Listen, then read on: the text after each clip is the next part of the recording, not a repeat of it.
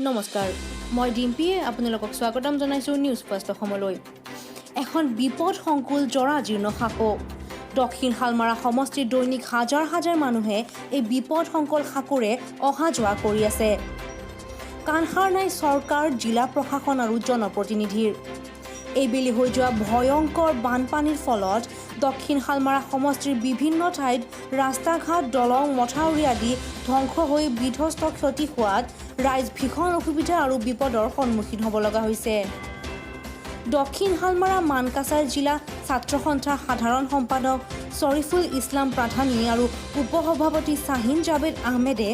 ফকিৰাগঞ্জ নামাখেৰহত জৰাজীৰ্ণ বাঁহৰ দলংখনৰ পৰিস্থিতি দেখি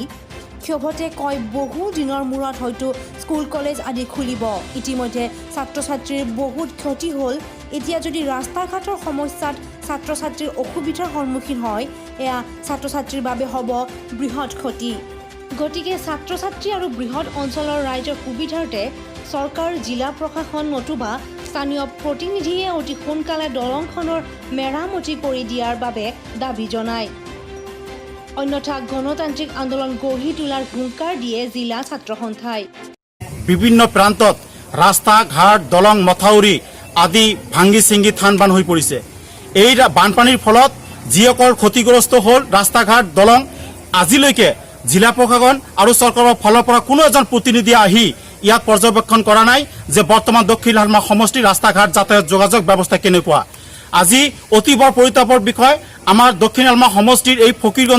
ফকিৰগঞ্জৰ পৰা নামাচেৰলৈ যিখন দলং আছিল কাঠৰ দলং এই কাঠৰ দলংখন চৰকাৰ আৰু প্ৰশাসনৰ গাফিলতিৰ কাৰণে অতি সোনকালে দলংখন উঠুৱাই লৈ গ'ল যাৰ কাৰণে আমাৰ উত্তৰ অঞ্চলৰ বৃহৎ অঞ্চলৰ ৰাইজ ছাত্ৰ ছাত্ৰী আদি বিপদৰ সন্মুখীন হ'বলগীয়া হৈছে যাতায়াতৰ ক্ষেত্ৰত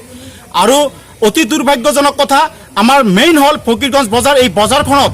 আমাৰ হস্পিটেল থানা ব্লক গ্ৰাম panchayat office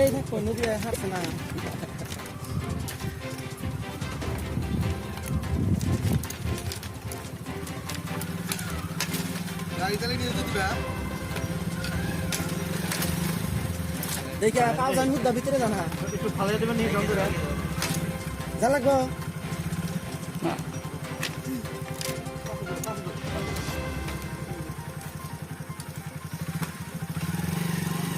news desk report news first Assam